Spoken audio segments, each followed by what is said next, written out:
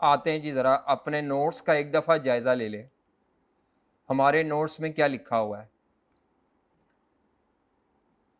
जी बेटा, नोट्स में वो कहता है अकाउंटिंग रेट ऑफ रिटर्न क्या है? ये वो प्रॉफिट की परसेंटेज है, अकाउंटिंग प्रॉफिट की, जो आप प्रॉफिट अपने प्रोजेक्ट से कमाना एक्सपेक्ट कर रहे हैं कि आप कितना कमाएंगे। इसी को रिटर्न ऑन कैपिटल एम्प्लॉयड भी कहते हैं, सब बता दिया है। इसको कैलकुलेट करने के दो तरीके हैं, एक में प्रॉफिट ऊपर रख के इन्वेस्टमेंट से डिवाइड करो, इनिशियल इन्वेस्टमेंट, दूसरे में किससे डिवाइड करना है? एवरेज। अकाउंटिंग प्रॉफिट कैसे निकालते हैं ये मैंने बता दिया है, sale minus variable cost minus fix cost करोगे तो ये क्या कहलाते हैं? Cash flows. डेप्रीसिएशन एक नॉन कैश एक्सपेंस है। अच्छा, एवरेज इन्वेस्टमेंट कैसे निकालते हैं? Value of initial investment at the start of project, value of assets at the end of project, इसको वैल्यू ऑफ एसेट भी कह सकते हैं at the start of project, divided by 2। Decision making कैसे करेंगे? अगर तो मल्टीपल प्रोजेक्ट्स हुए,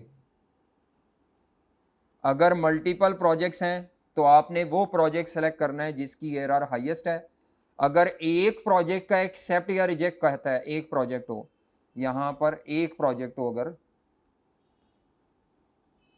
सिंगल प्रोजेक्ट हो, तो फिर अगर हमारे प्रोजेक्ट की एआरआर टारगेट से ज़्यादा है तो एक्सेप्ट कर लो, कम है तो उसको क्या कर दो? रिजेक्ट। ये सारी बातें हम पढ़ आए हैं, नोट्स में लिखी भी हुई हैं। ये नोट्स ड्राइव पे अपलोडेड हैं, तो आइंदा से मैं आपसे कहूँगा आपने नोट्स पढ़ के आने, ताकि आपको जब मैं डिस्कशन करूँ तो आपको चीज़ें पता हों पहले कुछ ना कुछ। हाँ जी, ये एग्जाम्पल करें जी, आई कैप की बुक की, ये मेरी नहीं है, आई कैप की बुक की एग्जाम्पल है जी। कहता है, पढ़ते हैं क्या कहता है। एक कैपिटल प्रोजेक्ट है, a capital project would involve the, ये मेरी नहीं, आई कैप की किताब की जो लिखी है ऊपर, इसका मतलब वो किताब की है, बाकी कुछ मेरी अपनी ज़ाती एग्जाम्पल्स भी हैं। कहता है a capital project would involve the purchase of an item equipment costing 2,40,000। ले जी, ये हमारी इनिशियल इन्वेस्टमेंट, ये हम एसेट परचेज कर रहे हैं जी, ये हमारी इन्वेस्टमेंट इन एसेट है, नॉन करंट एसेट है, इक्विपमेंट परचेज कर रहे हैं।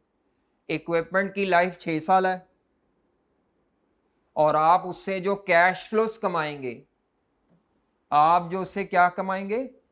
Cash flows. वापस आते हैं, कैश फ्लोस का क्या मतलब है?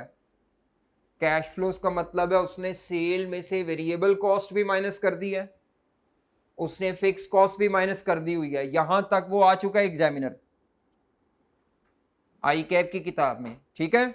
तो वो कहते हैं जी कैश फ्लोस 66,000 है ईच ईयर, 66,000 के कैश फ्लोज हैं each year for the first 3 year. पहले 3 साल में 66,000 है, और अगले 3 सालों में 42,000 है, यानी 66, 66, 66, देन 42, 42 एंड 42। स्क्रैप वैल्यू 24,000 है, स्क्रैप वैल्यू 24,000 है। शुक्रिया।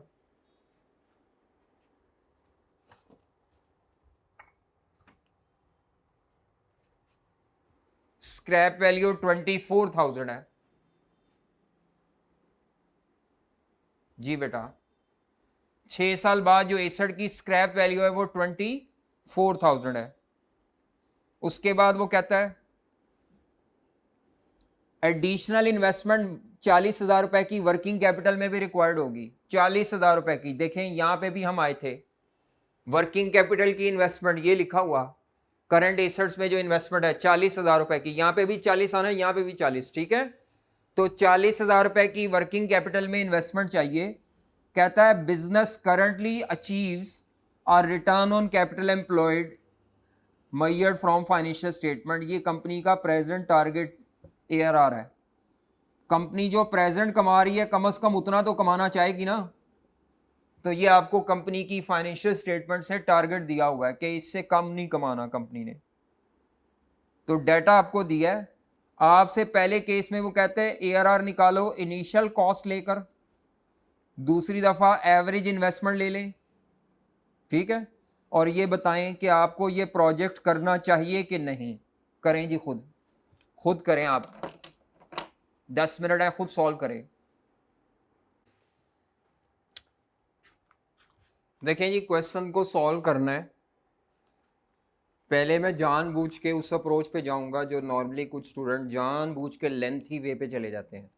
मैं फिगर्स प्लग इन नहीं करूंगा। मसलन मेथड नंबर 1 क्या है?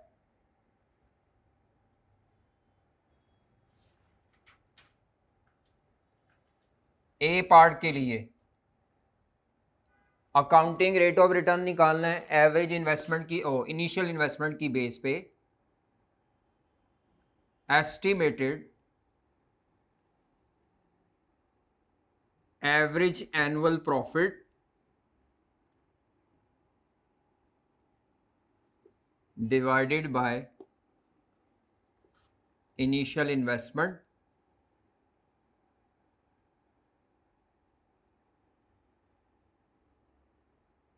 इनटू 100। अब ये बताना ज़रूरी है क्योंकि आई कैप में टाइम बहुत इंपॉर्टेंट होता है, तो अगर आप टाइम वेस्ट कर लेंगे तो प्रॉब्लम है। इनिशियल इन्वेस्टमेंट जो आपके पास है 2,40,000 का आपका इक्विपमेंट और 40,000 इन्वेस्टमेंट इन वर्किंग कैपिटल है, तो 240 प्लस 40, चलें जी, इनिशियल इन्वेस्टमेंट तो आ जाएगी 280,000।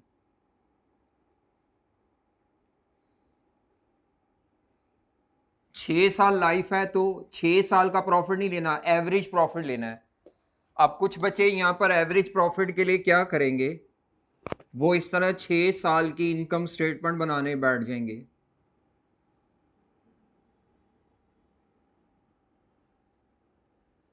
और इसमें बहुत टाइम वेस्ट कर लेंगे। Sale minus variable cost minus fix cost, cash flows दिए हुए उसने 66,000 पर एनम। अब अगर आप इस तरीके पे चले गए हैं तो आपने अपना टाइम वेस्ट कर लिया है, ये वेस्टेज वाला तरीका है। माइनस इसमें से हर साल की डेप्रीसिएशन एक्सपेंस लेस करना था। हमारे बीएफडी में ना बताया जाए तो स्ट्रेट लाइन मेथड चलता है। इक्विपमेंट की cost of equipment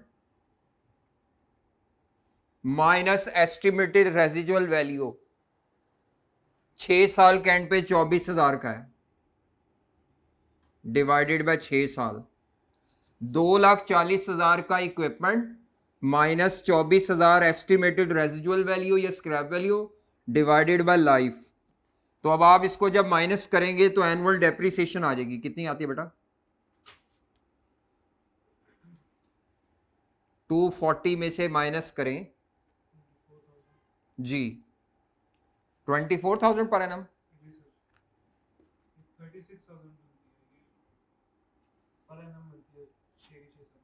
30 per annum,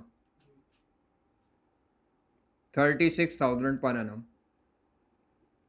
अब आप देखें, ये बार बार फिगर्स लिखने में कैलकुलेटर से करें या एक्सेल पे करें, फॉर्मेट बनाने में भी टाइम आएगा। तो ये आपका आ जाएगा प्रॉफिट, 6 साल का प्रॉफिट आएगा 30 और ये 6,000। फिर इसकी करेंगे एवरेज,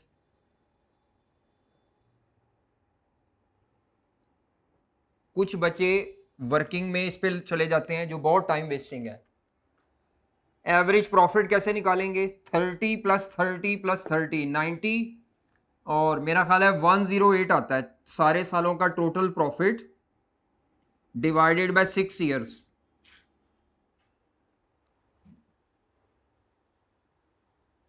हाँ जी, 18,000 पर एनम, मेरा ख्याल है 18,000 पर एनम डिवाइडेड बाय 280, तो हमारा आंसर कितना आता है?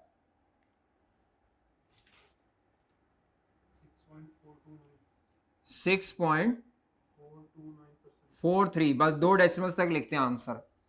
पॉइंट के बाद 2 डेसिमल्स तक लिखने, आगे जाने की जरूरत नहीं। 6.43%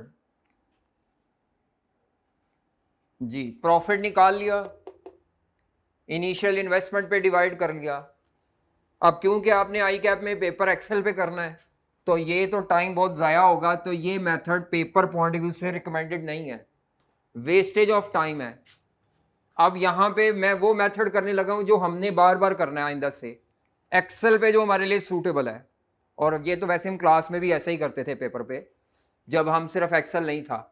तो अकाउंटिंग रेट ऑफ रिटर्न अगर हमने कैलकुलेट करना है तो मेथड नंबर 2 क्या है? मेथड नंबर 2 ये है कि आपने एक ही कॉलम में सब कुछ करना है, ये कोई कॉलम बनाने की जरूरत नहीं। तो उसका तरीका क्या है? आप ये एक कॉलम बनाएंगे, ये एक्सेल पे समझ लें 2 कॉलम है, यहां पे आप आइटम्स लिखेंगे, यहां फिगर्स बस। तो सबसे पहले आप यहां पे लिखेंगे total cash flows of 6 years, total करके।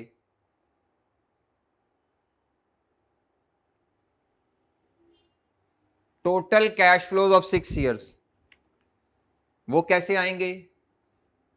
पहले 3 सालों के 66,000 into 3 years plus 42,000 into next 3 years, total कर लें। Total cash flows of the 6 year. Excel पे ये नीचे नहीं लिखते होते चीजें, यही चीज आपने यहां पर इज इक्वल टू रख के सॉल्व कर लेना है।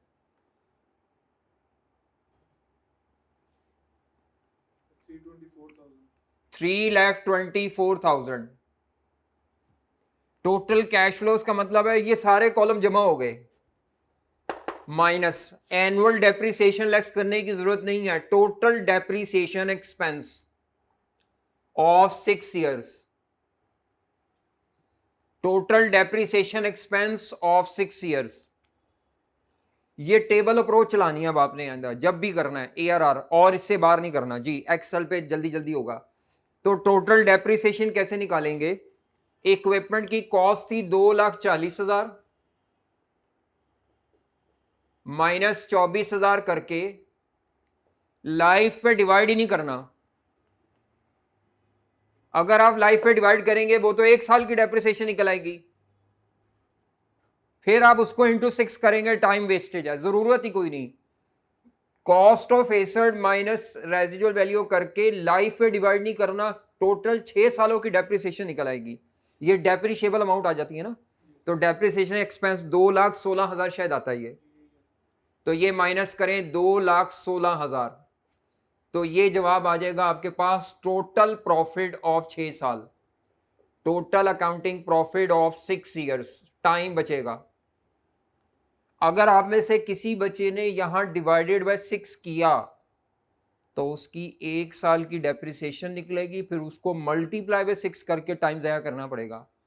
हमने टाइम बचाना है, इसके बगैर आप बहुत मसाइल का शिकार होंगे।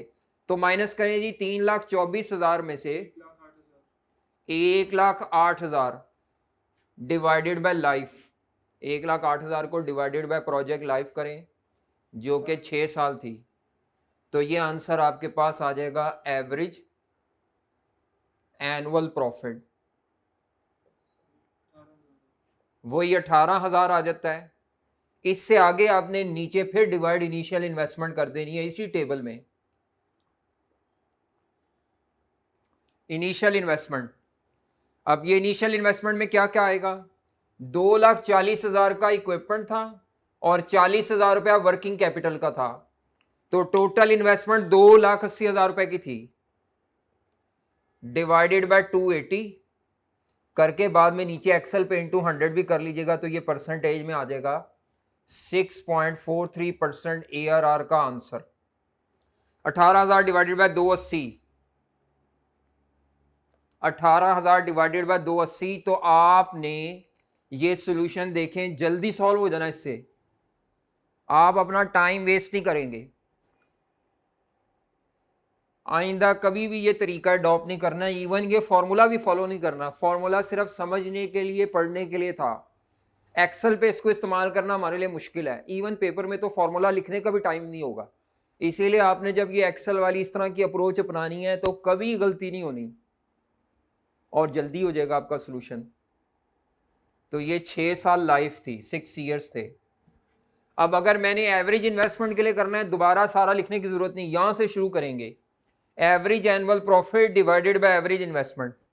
तो हमारा दूसरा सोल्यूशन क्या बनेगा, जो हमारा बी पार्ट है, ये तो मैंने वैसे ही किया था आपको बताने के लिए कि जो लंबे रास्ते पे चल पड़े हैं बच्चे, वो बेचारे बाद में खुद ही परेशान होंगे कि why we wasted our time, paper में टाइम बड़ा कीमती होगा। ये ए पार्ट हो गया। बी पार्ट करना है तो आपने सारा कुछ दोबारा नहीं करना। तो बी पार्ट के लिए आप क्या करेंगे, एवरेज प्रॉफिट आपने निकाला हुआ है, एवरेज प्रॉफिट आपने निकाला हुआ है, एवरेज एनुअल प्रॉफिट निकाला हुआ है आपने, कितना है जी, 18,000 रुपीज।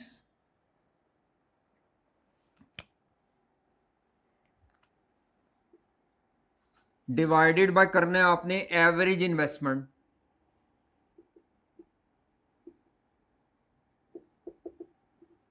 और इनटू 100 करेंगे तो ये नया ARR का आंसर आ जाएगा। तो एवरेज इन्वेस्टमेंट कैसे आएगी, मैं हमेशा एवरेज इन्वेस्टमेंट अलहदा निकाल के दिखाऊंगा, वैसे यहां पे भी निकल सकती थी। एवरेज इन्वेस्टमेंट कैसे निकालते हैं, तो मैं वर्किंग कर रहा हूं, एवरेज इन्वेस्टमेंट कैसे निकालते हैं, एक्सेल पे भी निकल सकती है। प्रोजेक्ट का start of project, end of project. जी जनाब, प्रोजेक्ट के स्टार्ट पे जो हमारा इक्विपमेंट था उसकी वैल्यू थी 2,40,000 रुपए की कॉस्ट, हम बस उसको वैल्यू कहेंगे। प्रोजेक्ट के एंड पे उसकी जो रेजिजुअल वैल्यू थी वही उसकी एंडिंग वैल्यू काउंट होगी, ये रेजिजुअल वैल्यू या स्क्रैप वैल्यू। उसके बाद दूसरा एसेट जो हमारे पास करंट एसेट्स वर्किंग कैपिटल था, ना इसमें कोई डेप्रिसिएशन होती है, कुछ भी नहीं होगा। जब नहीं बताएगा तो सेम कॉपी कर लेना है कि प्रोजेक्ट के एंड पे भी ये 40,000 के ही होंगे। बुक वैल्यू 24 है, अच्छा सॉरी 24,000,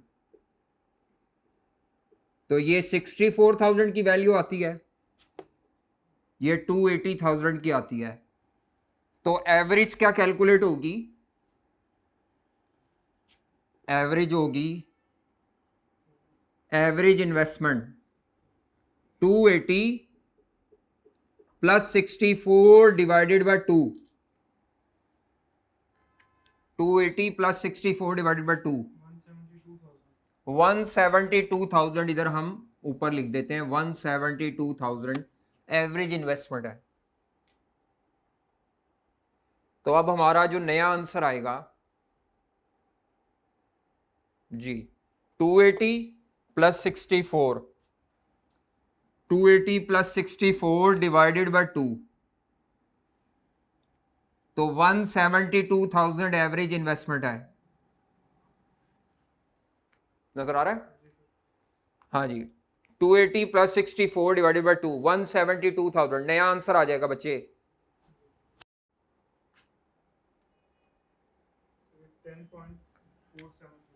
10.47%। दोनों मेथड से आंसर डिफरेंट आ रहा है, हालांकि प्रोजेक्ट एक ही है। अब इस पे ये तराज भी होगा, ये इसकी खामी होगी कि क्योंकि ये अकाउंटिंग वाला मेथड है, आपको पता है अकाउंटेंट कई काम डिफरेंट तरह से करते हैं। सेम प्रोजेक्ट है, 10.5% के करीब कमा रहा है, वही सेम प्रोजेक्ट है 6.43% से कमा रहा है। ठीक है, हमारा टारगेट क्या था क्वेश्चन में,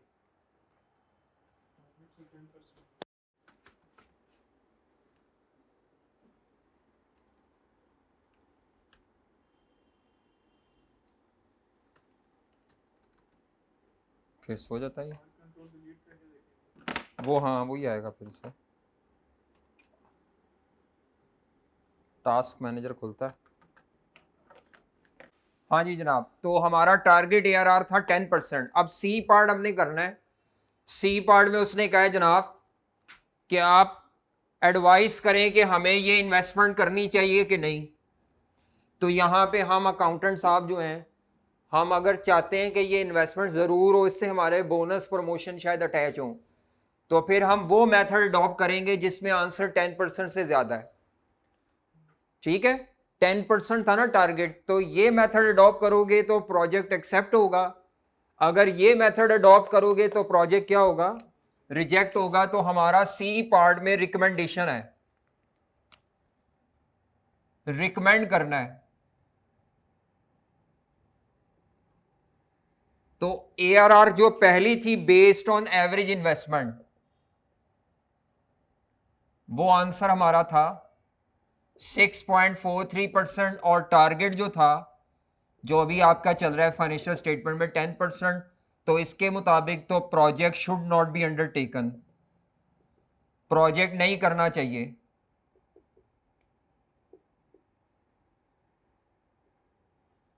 प्रोजेक्ट नहीं करना चाहिए। लेकिन अगर दूसरे मेथड से देखें तो आपको प्रोजेक्ट कर लेना चाहिए, इस केस में एक्सेप्टेबल है। ये इस मेथड की खामी भी है कि यानी मेथड चेंज करने से एक प्रोजेक्ट जो एक्सेप्टेबल नहीं था वो एक्सेप्टेबल बन गया। यहां पे हम देंगे मैनेजमेंट के साथ, अगर हम चाहते हैं कि डायरेक्टर्स इसको अप्रूव कर दें बोर्ड ऑफ डायरेक्टर की मीटिंग में, तो हम जानबूझ के वो फॉर्मूला यूज करेंगे जिससे रिटर्न ज्यादा निकलता है। एवरेज मेथड से फॉर्मूले से आंसर हमेशा ज्यादा ही निकलेगा क्योंकि डिनोमिनेटर कम हो गया है। ठीक है, एवरेज इन्वेस्टमेंट वाला आंसर ज्यादा ही होगा। अब हमारा यहाँ पे जो सोल्यूशन किया हुआ है हम देख लेते हैं।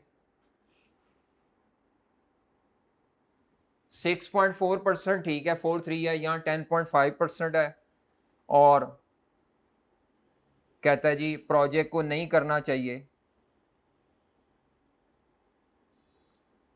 तो यहाँ पे वो ये आई कैप के आंसर है, तो वो असल में उसने एक मेथड से एक्सेप्टेबल है, दूसरे से रिजेक्ट है, तो उसने कहा डिबेट आ गई तो नहीं करें। आ जाए जनाब, ये एग्जाम्पल 2 करें जी।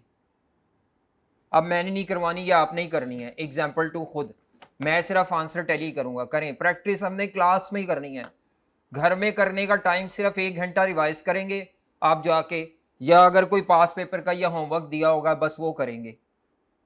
तो ये आप करें खुद। ये बेटा ये एग्जांपल आपको दी थी प्रोजेक्ट ABC। प्रोजेक्ट ए में इन्वेस्टमेंट है, लाइफ दी है, कैश फ्लोज दी हैं, और स्क्रैप वैल्यू दी है। इसमें यहाँ मिस प्रिंटिंग है, यहाँ ईयर 5 आना था, गलती से 1 लिखा हुआ है, करेक्शन कर लें। इसमें लाइफ 5 साल है, इसमें भी 5 साल ही है, ये भी गलती से 1 लिखा हुआ है। यहाँ स्क्रैप वैल्यू नहीं है, वहाँ 5 लाख है, वहाँ 8 लाख है। पहले आपने इनिशियल इन्वेस्टमेंट की बेस पे सॉल्व करना है, फिर आपने एवरेज इन्वेस्टमेंट की बेस पे सॉल्व करना है, और ये बताना है कौन सा बेहतर है। तो ये ज़रा इसका सोल्यूशन ही किया हुआ है, चेक कर ले एक दफ़ा, फिगर्स में कोई मिस्टेक तो नहीं है। टाइपिंग मिस्टेक हो जाती है कई दफ़ा। जी जनाब, टोटल कैश फ्लोज,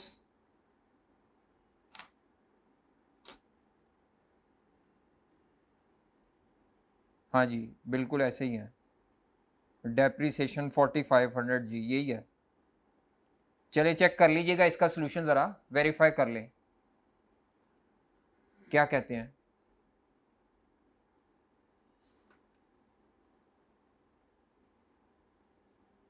ये आंसर्स हैं, ये इनिशियल इन्वेस्टमेंट वाले आंसर हैं,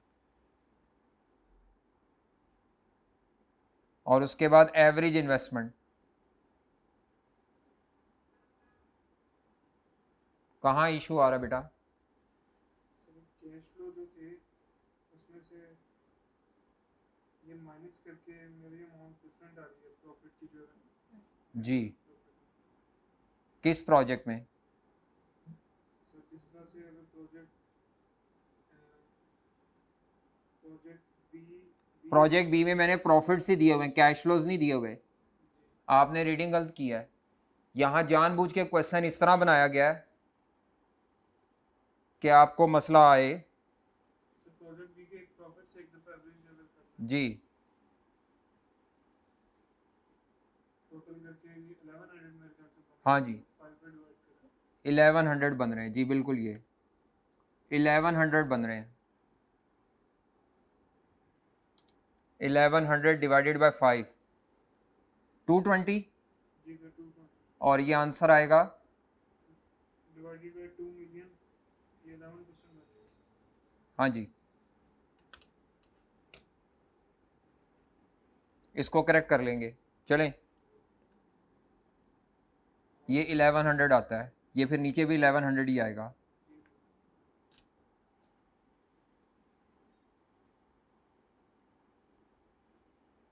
ठीक है, इसको करेक्ट कर लीजिएगा, लेकिन मेरा ख्याल है बेहतर सी है प्रोजेक्ट। बेहतर सी है। हाँ जी, एग्जाम्पल 3 आपने घर से खुद करनी है, ये आपकी असाइनमेंट है। एग्जाम्पल 3, अब आते हैं मेरिट्स एंड डीमेरिट्स पर। मेरिट्स एंड डीमेरिट्स पर आते हैं अकाउंटिंग रेट ऑफ रिटर्न के।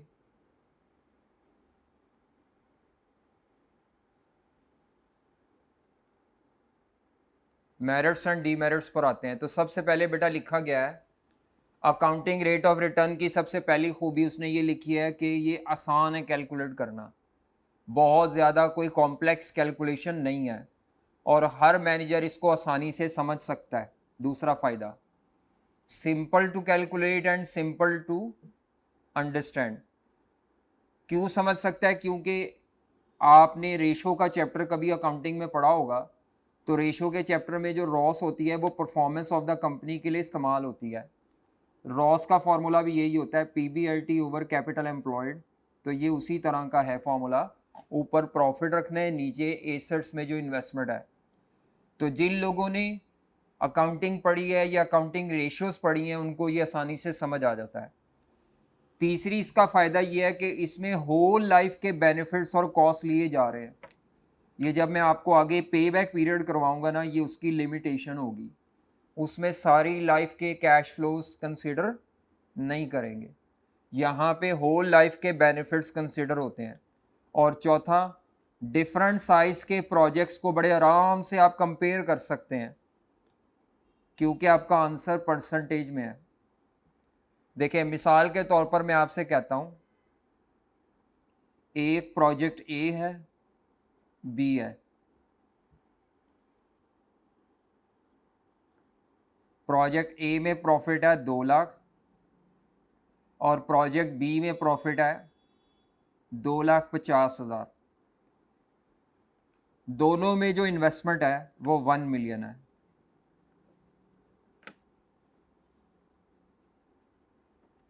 अब आपकी क्योंकि इन्वेस्टमेंट सेम है, आपके लिए डिसाइड करना बहुत आसान है कि हम सर वो इन्वेस्टमेंट कर लें जिसमें ज़्यादा प्रॉफिट है, क्योंकि दोनों जगह इन्वेस्टमेंट क्या है, सेम है।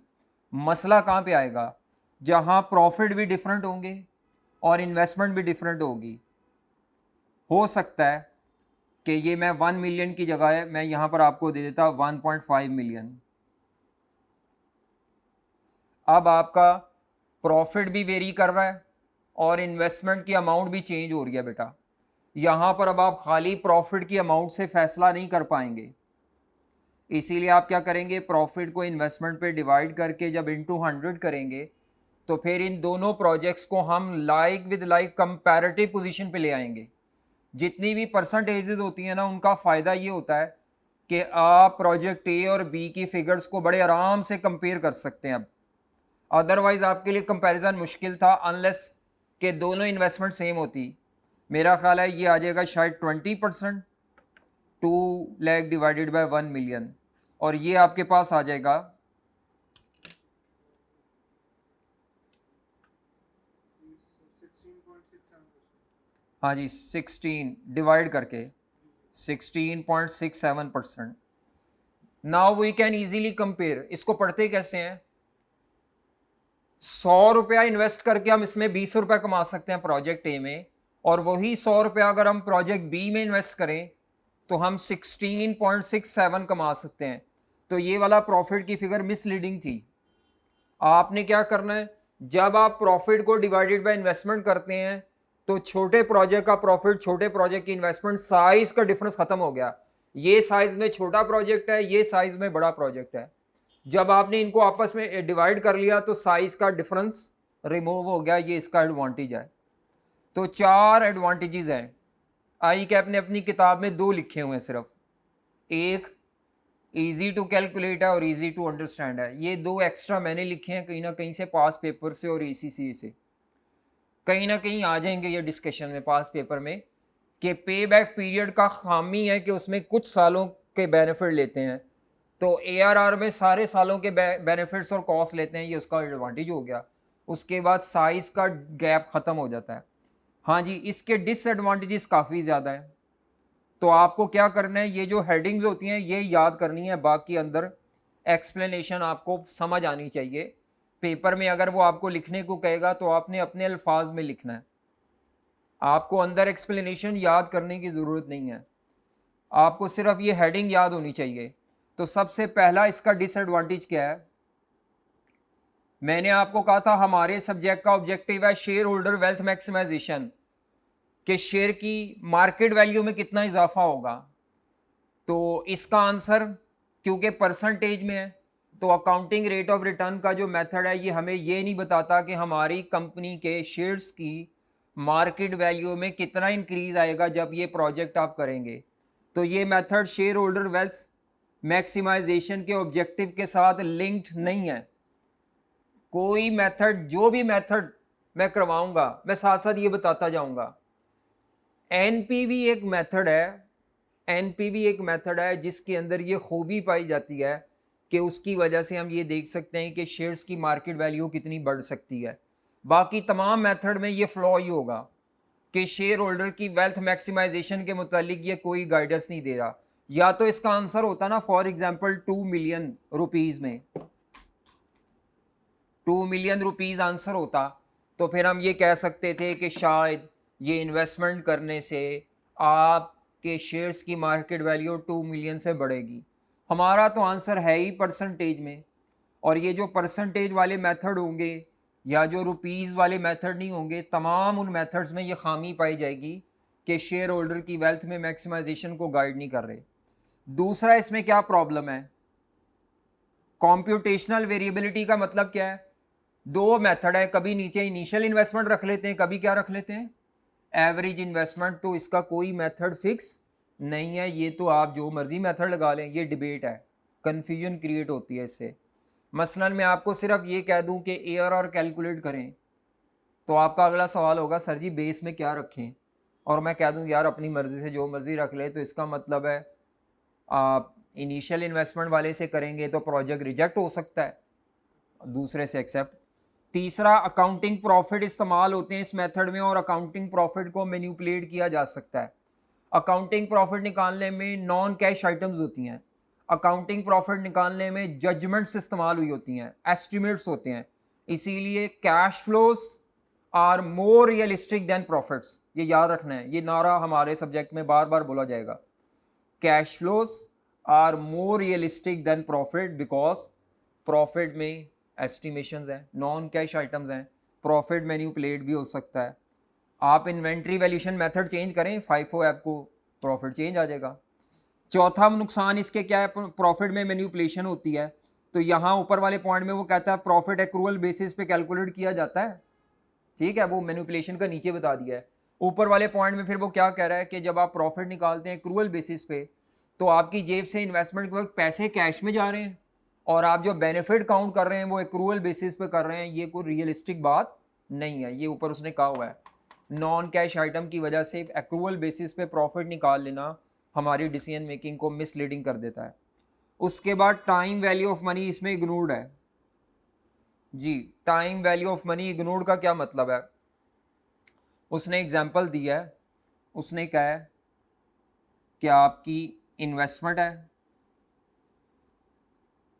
पहले साल 10,000 का कमा रहे हैं प्रॉफिट, दूसरे साल 90,000, और एक इन्वेस्टमेंट है जिसमें पहले साल 90,000 कमा रहे हैं प्रॉफिट और दूसरे साल 10,000, दोनों में इन्वेस्टमेंट फॉर एग्जांपल 2,50,000 है, मिसाल दे रहा हूँ।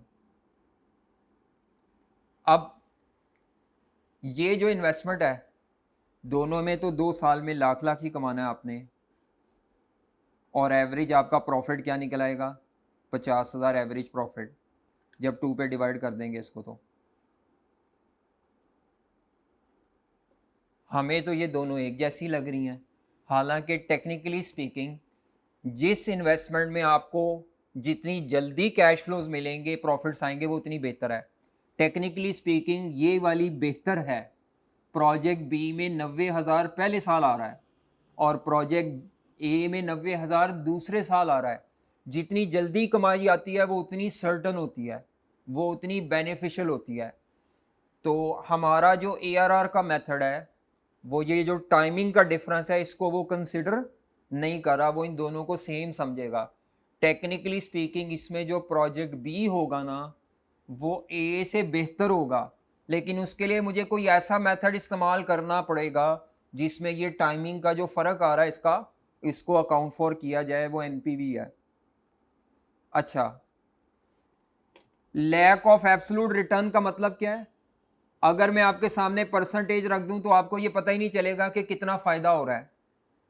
लैक ऑफ एब्सोल्यूट रिटर्न का मतलब इन टर्म्स ऑफ रुपीज आपको बेनिफिट क्रिस्टल क्लियर नहीं है। और हो सकता है कि आप कोई ऐसी इन्वेस्टमेंट सेलेक्ट कर लें जिसमें रिटर्न कम है लेकिन परसेंटेज में ज़्यादा, रुपयों में कम है। अब उसने एक एग्जाम्पल दिए नीचे, उसने कहा है आप 1,000 रुपये इन्वेस्ट कर रहे हैं और उस पर 50% कमा रहे हैं। 1,000 रुपया लगा के 50% कमाने का मतलब है 500 रुपया कमा रहे हैं।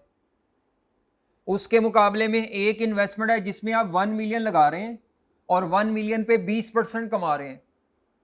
अब अगर मैं परसेंटेज को देखूं तो मैं तो बल्ले बल्ले कहूंगा 50% वाली को, बहुत अच्छा है, ऑल इज वेल की आवाज है।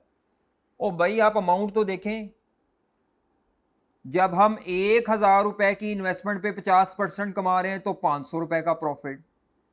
जब हम 1 मिलियन की इन्वेस्टमेंट पे 20% कमा रहे हैं अकाउंटिंग रेट, तो वो 2 लाख का प्रॉफिट है।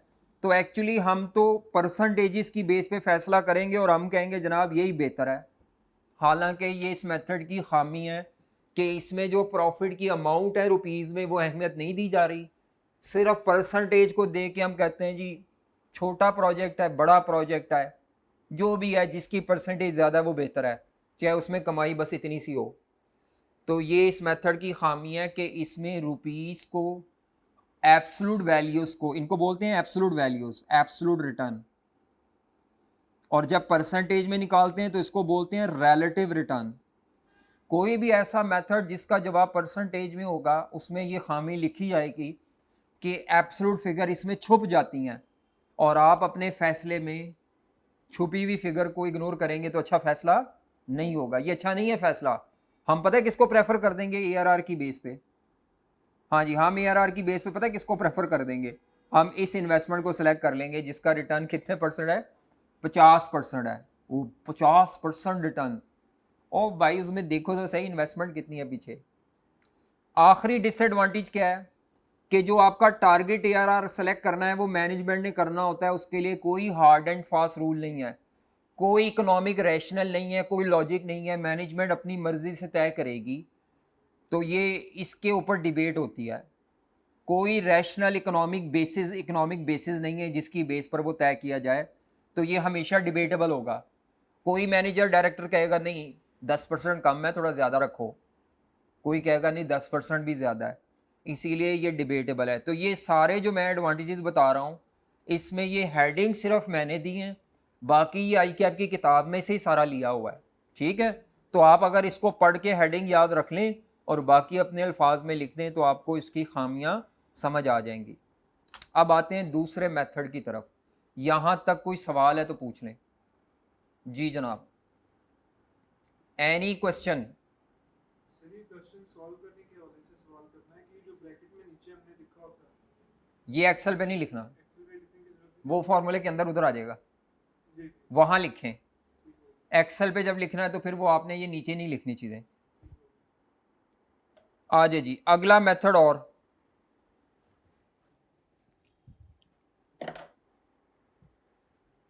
नेक्स्ट आ जाए पे बैक पीरियड। अगला मेथड आए, लिखें जी वाइट बोर्ड पे, नोट्स अभी छोड़ें, पे बैक पीरियड पे आए। पे बैक की 3 शक्लें हैं, जो हमारे पास टाइम अवेलेबल है उसमें हम सिर्फ अभी एक ही कर पाएंगे, सिंपल पे बैक पीरियड। अगर टाइम बचा तो दूसरा कर लेंगे, डिस्काउंटेड नहीं करना अभी हमने अभी पे बैक की पहली टाइप करनी है। जी जनाब,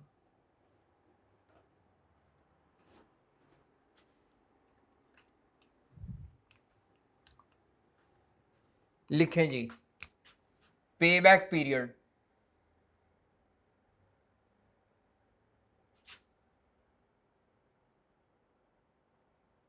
पे बैक पीरियड, नाम से ही पता चल रहा है। पे का मतलब है जो आप प्रोजेक्ट के लिए इन्वेस्टमेंट करेंगे, पे करेंगे, इन्वेस्टमेंट के पैसे आपको कितने अरसे में वापस मिलेंगे, बस ये है। पे बैक पीरियड क्या होता है कि कंपनी जो इन्वेस्टमेंट कर रही है वो इन्वेस्टमेंट की असल रकम कंपनी को इन्वेस्टमेंट करने के बाद प्रोजेक्ट की कमाई से कितने अरसे में रिकवर होगी। फॉर एग्जाम्पल मैं कहता हूं जी, आप 1 लाख रुपया इन्वेस्ट कर रहे हैं और आप हर साल 20-20 हजार रुपया कमाएंगे। इसका मतलब है अगर हम 1 लाख रुपया इन्वेस्ट कर रहे हैं, पहले साल 20 हजार आएगा, 80 रह गया, फिर 20 आएगा, 20 आएगा, इसका मतलब है अगर हम 20-20 हजार रुपया हर साल कमा रहे हैं तो हमारे प्रोजेक्ट के कौन सेवें साल में जाके हमारे ये 1 लाख रुपए इन्वेस्टमेंट पूरी रिकवर हो जाएगी। तो डेफिनेटली आप कहेंगे अगर 20 हजार रुपये कमा रहे हैं पहले साल में, 20 हजार कमा रहे हैं दूसरे साल में, 20 हजार कमा रहे हैं तीसरे में, तो मेरा ख्याल है 5 सालों में, ऐसे ही है ना, 5 सालों में आपकी पूरी इन्वेस्टमेंट रिकवर हो जाएगी। आसान तरीका ये होता है कि इसको डिवाइड कर दो, पता चल जाएगा। 1 लाख रुपए की इन्वेस्टमेंट डिवाइडेड बाय सालाना जो कमाएंगे। अब इसमें प्रॉफिट्स नहीं लेने, अब हमने कैश फ्लो बेस्ड मेथड पे आ गए हैं।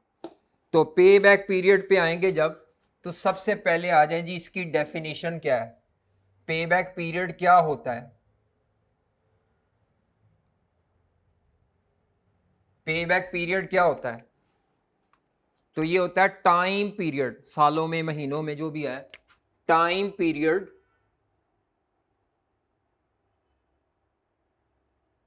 To recover initial investment. हम जो प्रोजेक्ट के स्टार्ट पे इनिशियल इन्वेस्टमेंट कर रहे हैं वो इनिशियल इन्वेस्टमेंट हमें कितने सालों में रिकवर होगी। इनिशियल इन्वेस्टमेंट जो आप एसेट्स में कर रहे हैं, वो जो आप इनिशियल इन्वेस्टमेंट कर रहे हैं एसेट्स में, वो इनिशियल इन्वेस्टमेंट आपको कितने सालों में रिकवर होगी। नाम से याद रख लेना है, पे बैक, इन्वेस्टमेंट की वापसी। इसको रिकवरी पीरियड भी कहते हैं, इसको प्रोजेक्ट का रिकवरी पीरियड भी कहते हैं।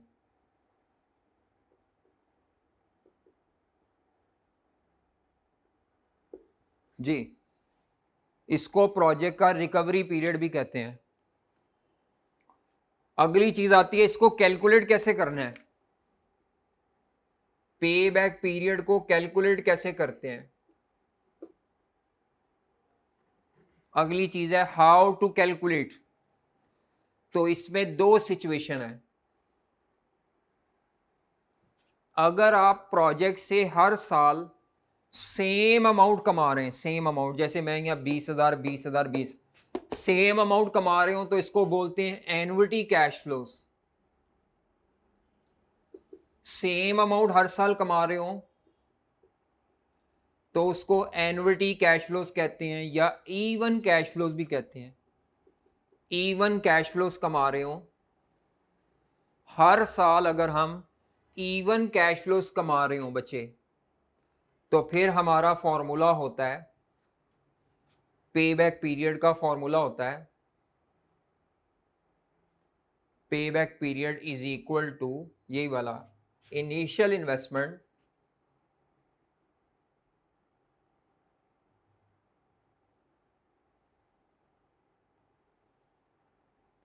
Divided by annual cash flows after tax. Answer years में आ जाएगा। इनिशियल इन्वेस्टमेंट डिवाइडेड बाय क्या करना है, एनुअल कैश इनफ्लोज या कैश फ्लोज आफ्टर टैक्स। जो सालाना कैश फ्लो, सीएफ का मतलब कैश फ्लोज है, आप हर साल जो कमाएंगे। मेरी एग्जांपल में 1 लाख इन्वेस्ट किया, 20-20 हजार कमा रहे हैं, तो ये फॉर्मूला होगा। अगर आपके हर साल डिफरेंट कमा रहे हो, कभी 20, कभी 25, कभी 30, कभी 15, तो इसको बोलते हैं मिक्स्ड कैश फ्लोज। इनको बोला जाता है mixed stream of cash flows. Mix stream of cash flows. अगर हर दफा हम डिफरेंट कमा रहे हो, इसको अनइवन कैश फ्लोज भी कहते हैं। अगर हम हर दफा डिफरेंट कमा रहे होंगे ना, फिर ये फॉर्मूला इस्तेमाल नहीं हो सकता। जो मैं ये फॉर्मूला लिख रहा था ना, ये फॉर्मूला इस्तेमाल नहीं हो सकता। उसके लिए आपको टेबल बनाना पड़ेगा, एक एक साल में देखना पड़ेगा आपको। तो टेबल के ऊपर हेडिंग्स क्या होंगी, ये आप एक्सेल पे भी बनाएंगे पेपर में, ईयर्स, कैश फ्लोज। अब प्रॉफिट नहीं लिखना, प्रॉफिट का काम खत्म। अब जगह जगह मैं क्या बोलूंगा, कैश फ्लोज, यानी sale minus variable cost minus fix cost. Depreciation less नहीं करनी, बल्कि की भी हो तो रिवर्स कर देनी है। तो अगला कॉलम होगा क्यूमुलेटिव कैश फ्लोज।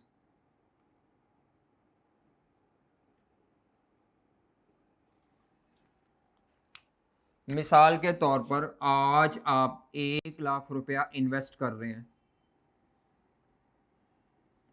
अगले 5 सालों में आपको कैश फ्लोज आ रहे हैं। मिसाल के तौर पर पहले साल आप 20,000 रुपये कमा रहे हैं, तो आपने क्या करना है, ये जो 1 लाख रुपया इन्वेस्ट कर रहे हैं, इसको इस कॉलम में जो माइनस की फिगर है इधर शिफ्ट कर दें, यानी हमने ये रिकवर करनी अमाउंट। इस 1 लाख में से 20,000 रुपया आपको रिकवर हो गया है। पॉजिटिव का मतलब है माइनस का 1 लाख प्लस ये 20, तो हमारी इन्वेस्टमेंट बची 80,000। 1 लाख में से 20,000 मिल गया ना पहले साल, तो बाकी 80 बचा। फिर आपको मिला फॉर एग्जाम्पल 30,000, 30,000 रुपया रिकवर हो गया, 80 में से 30 मिल गया, तो माइनस का 50,000 बाकी इन्वेस्टमेंट रह गई। जी जनाब। अच्छा, फिर 40,000 आपने कमाया, तो ये आ गया 10,000। अगले साल आपने 10,000 कमाया और फिर 12,000 कमाया मिसाल के तौर पर। तो आप देखें 1 लाख की इन्वेस्टमेंट जब पहला साल मुकम्मल हुआ तो 80,000 रह गई इन्वेस्टमेंट। दूसरे साल के एंड तक आपने 50,000 रह गई इन्वेस्टमेंट, कमा लिया। तीसरे साल के एंड तक, इसको पढ़ते कैसे, तीसरे साल के एंड तक आपकी 10,000 रह गई, और चौथे साल में मैंने 10 कमाया, तो यहाँ पे 0 हो गई। 0 का मतलब है आपकी पूरी इन्वेस्टमेंट क्या हो गई, रिकवर होगी। अब आगे टेबल बनाने की जरूरत नहीं, ये आपका आंसर है। ये जो ईयर 4 है ये पे बैक पीरियड है। जहां आपकी इन्वेस्टमेंट 0 हो जाएगी ना, वो टाइम पीरियड आपका पे बैक पीरियड है। तो इस क्वेश्चन में जो मैंने ये टेबल बनाया है, इसमें हमारा पे बैक पीरियड है 4 ईयर्स। ठीक है। अच्छा, अब कुछ बच्चे क्वेश्चन करते हैं, वो कहते हैं सर अगर बाय चांस यहां पे, सर अगर यहां पे बाय चांस 20,000 आ जाता फिर क्या करते। सर अगर 20,000 आ जाता, यानी मुझे इन्वेस्टमेंट चाहिए उससे ज्यादा से आ गए हैं, इस केस में आपका पे बैक पीरियड जो होता है ना, वो इधर फॉल करेगा। 3 साल से ज्यादा और 4 साल से कम, यहां फॉल करेगा पे बैक। 3 साल से ज्यादा है लेकिन 4 साल से क्या है, कम है। जी, आपका पे बैक पीरियड 3 to 4 ईयर्स के इन बिटवीन है। हमने 10,000 रुपया रिकवर करना था, हमें टोटल 10,000 एक्स्ट्रा रिकवर हो गया है। तो 0 वाला पॉइंट तो साल के दरमियान कभी आ गया होगा, मुझे क्या पता कब आया है। 10,000 मैंने कमाना था, साल में थोड़ा थोड़ा थोड़ा थोड़ा करके मैंने कमाया, तो पूरे साल में 20,000 कमाया है। तो अब पता नहीं साल के कौन से महीने में जाके कब हमारे ये पैसे 0 हो गए। तो उसको निकालने का तरीका क्या होता है, अगर ये 3 से 4 ईयर्स के दरमियान है, तो अब आपको पे बैक पीरियड कैसे निकालना है। तो उसका तरीका होता है 3 ईयर्स लिखें, प्लस 3 4 साल के दरमियान है ना, तो 3 साल तो नहीं है, 3 साल से ज्यादा है, 3 years प्लस। अब इनके दरमियान वाला टाइम निकालने के लिए क्या करें, ये जो अमाउंट है इसको कहते हैं रिकवरेबल अमाउंट। पूरे साल में 10,000 रुपये रिकवर करना था, आपने 20,000 रिकवर कर लिया, तो साल के कितने हिस्से में रिकवर किया इसका एक प्रपोर्शन बना लें। Recoverable amount divided by recovered, recoverable amount इसको कहते हैं, ये रिकवरेबल है जो माइनस में 10,000 था, recoverable amount divided by recovered, recoverable amount divided by recovered. Minus का 10 था, 20 रिकवर हुआ है, तो इसका मतलब है हमने साल से कम अरसे में रिकवर कर लिया है। तो इसको जब आप डिवाइड करेंगे तो 0.5 ईयर्स आ जाएंगे, यानी तकरीबन हाफ ईयर। हमारा पे बैक इस केस में होगा 3.5 ईयर्स। इसको महीने ना कह देना, ये 0.5 ईयर्स हैं। यानी जो मैंने एग्जांपल लिया उसमें तकरीबन वैसे ही देखने में पता चल रहा है, साल में 10 कमाना था, अगर 20 कमा लिया है तो 6 माह में कमा लिया होगा, आधे साल में कमा लिया होगा। तो हमारा पे बैक पीरियड का आंसर क्या आ रहा है, 3.5 ईयर्स। क्या आ रहा है पे बैक पीरियड का आंसर, 3.5 ईयर्स। क्या तरीका होगा, अगर यहां पे 0 आ जाता तो 4 साल होता, अगर इन बिटवीन आ रहा है तो फिर आपने क्या कर, 3 साल और प्लस ये वाले ईयर्स कैसे निकालने हैं, recoverable amount divided by recovered. Notes में भी लिखा हुआ है लफ्ज recoverable amount divided by recovered, ये नहीं लिखना, ये वाला 10 नहीं, ऊपर वाला जो माइनस में रिकवरेबल अमाउंट है, ठीक है। अच्छा जी, पे बैक पीरियड की कैलकुलेशन के बाद अगली चीज है डिसीजन कैसे लेना है, फैसला कैसे करना है। डिसीजन कैसे करना है जनाब, तो डिसीजन करने का तरीका क्या है, अगर तो मल्टीपल प्रोजेक्ट्स हुए,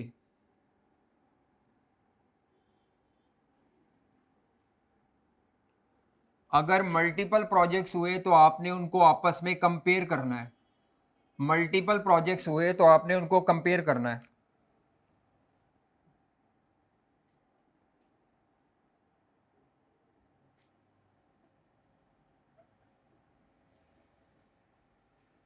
मल्टीपल प्रोजेक्ट्स हुए तो आपने उनको कंपेयर करना है। एक प्रोजेक्ट का पे बैक है 2 साल, एक का 3 साल, एक का 5 साल, यानी हमारे असल पैसे 2 साल में वापस आ जाएंगे और हम कहीं और लगा सकते हैं, हमारे असल पैसे 3 साल में वापस आ जाएंगे, हमारे असल पैसे 5 साल में वापस आएंगे।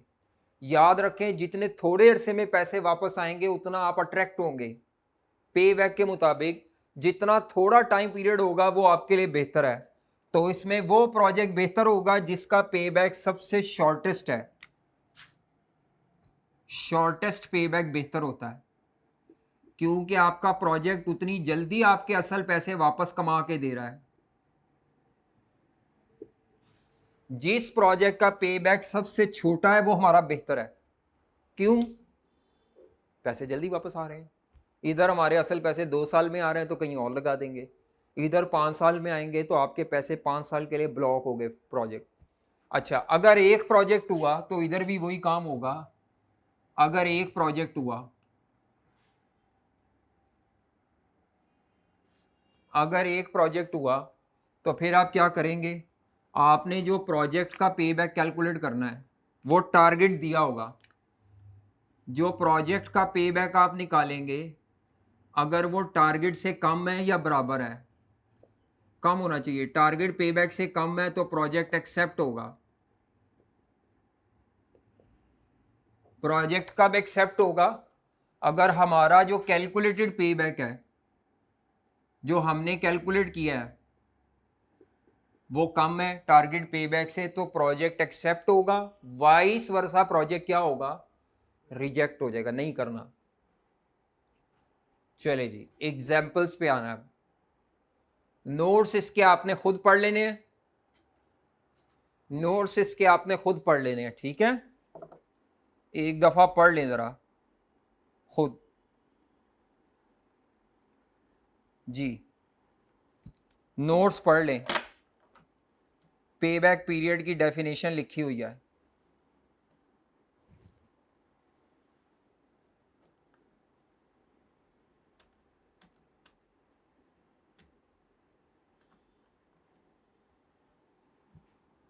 हाँ जी,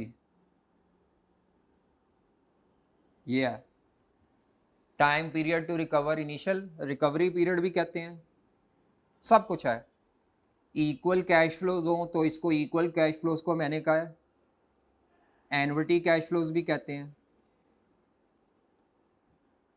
फॉर्मूला लिखा हुआ है,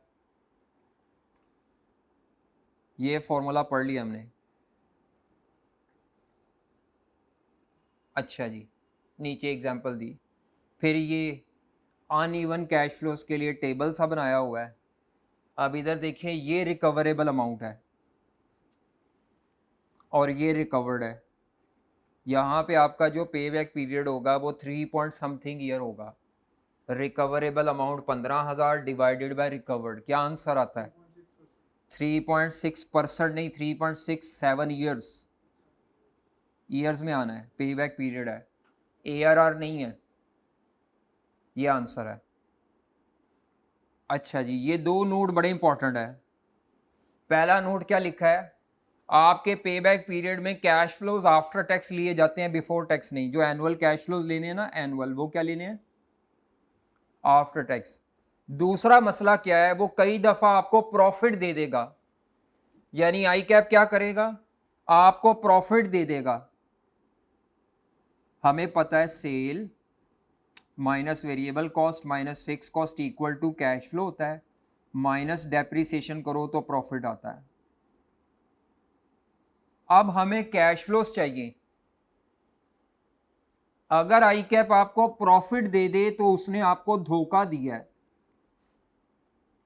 प्रॉफिट से कैश फ्लोस पे जाने के लिए आप क्या करेंगे, सेल का डाटा नहीं दिया होगा, प्रॉफिट दिया होगा और आपने प्रॉफिट से बैक जाना है। जी बात समझ आ रही है हमें? प्रॉफिट से बैक जाने के लिए आप क्या करेंगे, जो भी ये डेप्रिसिएशन एक्सपेंस माइनस हुआ है उसको ऐड बैक करेंगे। तो मैंने यही किया है यहाँ पे। अगर आपको क्वेश्चन में अकाउंटिंग प्रॉफिट दिया होगा तो आपने प्रॉफिट में डेप्रिसिएशन को ऐड बैक करना है। ये यहाँ ऐड लिखा हुआ है लेकिन एक्चुअली ये ऐड बैक है। तो एनुअल कैश फ्लोज आ जाएंगे। बाकी आगे डिसीजन रूल वही है। ये एग्जाम्पल 4 आप खुद करेंगे, होमवर्क है आपका। इतनी मुन्नी सी एग्जाम्पल में क्या अब हम निकालेंगे, ठीक है।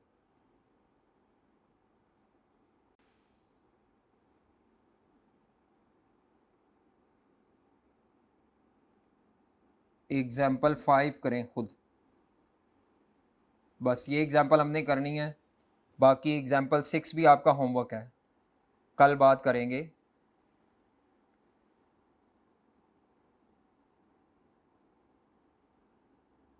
एग्जाम्पल 6 भी आपका होमवर्क है।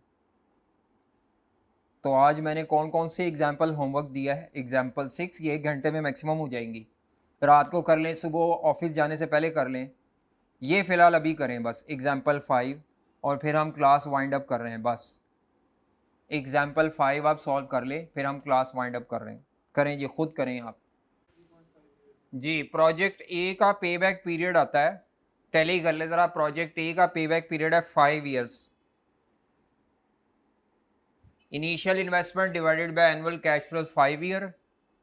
प्रोजेक्ट बी में मसला ये है कि ये दिया हुआ है उसने आपको प्रॉफिट। हमें प्रॉफिट नहीं चाहिए, हमें चाहिए कैश फ्लोज। तो इसमें डेप्रीसिएशन माइनस हुई हुई है, आपने ऐड बैक करनी है डेप्रीसिएशन सब सालों में।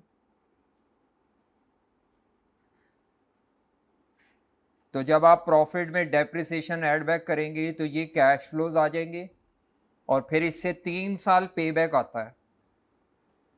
और प्रोजेक्ट सी का पे बैक आएगा मेरा ख्याल है 3.5 साल शायद जी, 3.5 ईयर्स। अब उसने ये भी पूछा हुआ है इनमें से बेहतर कौन सा है, विच वन इज बेटर। तो ये नोट्स में मिसिंग है, विच वन इज बेटर। एक का पे बैक है 5 साल में रिकवरी करेगा, एक 3 साल में पैसे रिकवर कर देगा, और एक 3.5 साल में रिकवर कर देगा। तो ये बात ज़हन में रखें, जिस प्रोजेक्ट का रिकवरी पीरियड सबसे कम होता है वो बेहतर है। तो अब आप यहाँ पे रिकमेंडेशन क्या देंगे, उसने नोट्स में मिस की हुई है। रिकमेंडेशन क्या देंगे, जी, हमारे लिए इन तीनों में से बेहतर प्रोजेक्ट कौन सा है?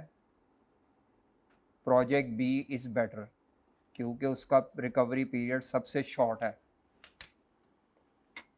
ठीक है जी, पता लग गया हमें?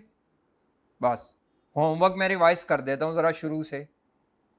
आज का जो हमने लेक्चर पढ़ा है, तो नोट्स ज़रा आप जाके रीड कर लीजिएगा, गूगल ड्राइव पे मैंने रख दिए नोट्स। पेज 1 से लेकर ऑनवर्ड पढ़ते जाना है आपने, रीड करना है, याद कुछ नहीं करना। याद ये स्टेप्स करने, ये मैं दोबारा गूगल ड्राइव पे अपलोड कर दूंगा सही करके, कोई एक आधा मिस है स्टेप। अच्छा जी, फिर आप चाहे प्रिंट निकाल लें, थोड़ी बहुत मिस्टेक्स हो सकती हैं।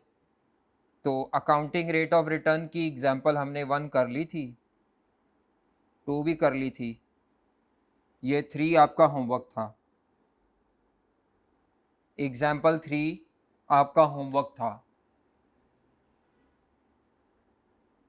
उसके बाद पे बैक पीरियड में एग्जाम्पल 4 आपका होमवर्क है और एग्जाम्पल 6 आपका होमवर्क है। तो पे बैक पीरियड की एग्जाम्पल 4 एंड 6 होमवर्क है और अकाउंटिंग रेट ऑफ रिटर्न की एग्जाम्पल मेरा ख्याल है 3 है शायद। ये 3 एग्जाम्पल है, 15 से 20 मिनट या आधे घंटे में हो जाएंगी। ठीक है, बाकी आप ये नोट्स प्रिंट निकाल के रीड कर लें। पेज नंबर कोशिश करें, हाँ जी, ये आपका पेज नंबर हमारे नोट्स का है 8, यहाँ तक पढ़ के आएँ सारा नोट्स, सही तरह से ध्यान से रीड करें। अगर आप मेरे नोट्स पढ़ते जाएं तो आई कैप की बुक पढ़ने की ज़रूरत नहीं है आपको। ठीक है, चले, ओके भाई, अल्लाह हाफिज़।